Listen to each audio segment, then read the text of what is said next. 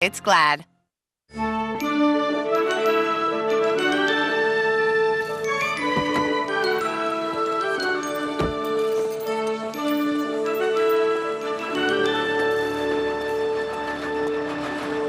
Anne, I thought I might find you here. I'm looking for my dad.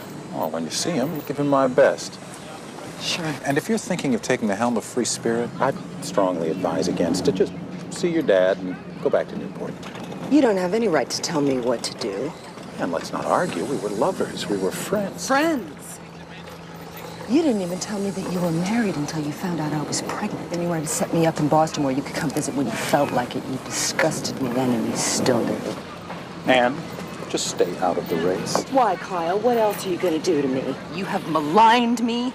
You've cost me teaching jobs. You've poisoned investors in yachts that I could have skippered. You walked out on me, and nobody walks out on me. Now, if you think I've made things difficult for you so far, you have no idea what's coming. Let go of me. You heard her, Mr. Kimball.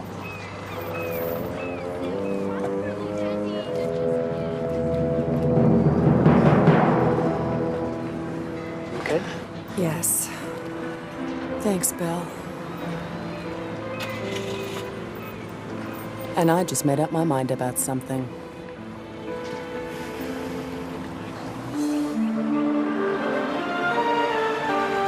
Good morning, Mr. Kimball.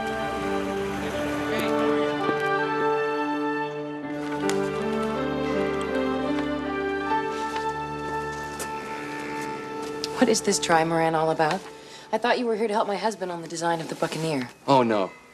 By World Cup rules, any entry must be completely designed by nationals of that country, or else it is disqualified. Mr. Kimball holds the patent on Buccaneer. I'm here as a racing consultant only. On the other hand, with Nederlander, it's vice versa. She's mine. But if Mr. Kimball got involved in the design, I could not race her for Holland. Alana? We have to talk now. I know. Develop this. It should tell us what's making the difference in Free Spirit. It may be something we can adapt. Where did you get it? From a research consultant. All right. Right away, Mr. Kimball. Mrs. Kimball? How could you have humiliated me like that? When the bank called, I didn't know what to say. My own husband refusing to co-sign a note? I was a laughingstock. I warned you not to put in for that loan until after I'd studied your projections and prospectus. You kept putting me off, and there was a clock ticking. That chain of boutiques wasn't going to be available forever. Kyle, this time just believe in me. Maybe it's not too late. Look, call the bank. Nonsense. I'd have to be crazy. Bring me something that works next time if you want me to put up $10 million. But you can throw $55 million into that lousy boat. That's different. The difference is, it's not my project, it's yours. You don't like it? Then file for divorce and try to break our prenuptial agreement. That ought to be a barrel of laughs. Don't underestimate me, Kyle. What you're doing could cost you a lot more than any divorce settlement. Oh, for pity's sake, Ned, can't you just keep your mouth shut for 1 minute?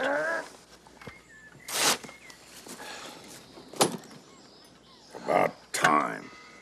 Well, sense is normal. But I'm not at all happy about your blood pressure. Isn't he taking his pills? Anne, In a word, no. Well, I'm here now. Send some around. Otherwise, how's he doing? Oh, okay. Ned, I do not want you to put any weight at all on that ankle. Welcome back. Seth, what are the odds down at the barber shop now? Why don't you concentrate on Anne? Seth! They've gone up 4-1 against Free Spirit. Damn fools. Steve Gantry isn't helping your odds any. What is this, Anne? You walk in here after 4 years and the first thing you do is second-guess me. As if I didn't feel riled enough not racing her myself. I'm sorry. Look, Dad. I love you. I never stopped loving you. I can't deal with all of that right now. But the race, that's something else. That's something that you and I definitely have in common. Since we both hate Kyle Kimball. Where's the boy? Funny you asked. It's with Aunt Louise. He knew I was coming to see his grandfather. He wanted to come too. You should have brought him. Let's not talk about all that now, okay? Please? We gotta go with Gantry. He's all we've got. He's not a number one. He never was. I know you're good, Ann. What makes you think you could lead this crew into world-class competition? They're a tough bunch. Just let me talk to them. Okay. Go ahead. Yeah, the winds are north-northeast at about, we're getting 4 knots right now. I've just been studying Free Spirit's keel. Winglets and photos are for stability, not speed. We have all the stability we need. What's that? Oh, Ann Larkin. Racing off Newport. I had a friend put it together when I heard Larkin was hurt. I understand she's a steady hand at the helm. Too damn steady. I know these waters. The winds, the sandbars, the reefs. I grew up here, and we are gonna win here and go on to San Diego and New Zealand. You ever command an all-guy crew before? Yeah, and an all-woman crew, and I've won with both. It doesn't matter so long as everybody keeps their eye on the job to be done. Just like we will. That's a good speech, and I admire the sentiment. But as for competing at the top level, the World Cup, well, no lady skipper's ever done that.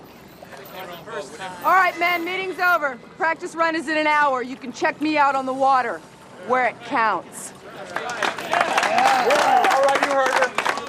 Hey, Bill, set those new carbon sails you were touting. Aye, Skipper. Well, I'm genuinely concerned.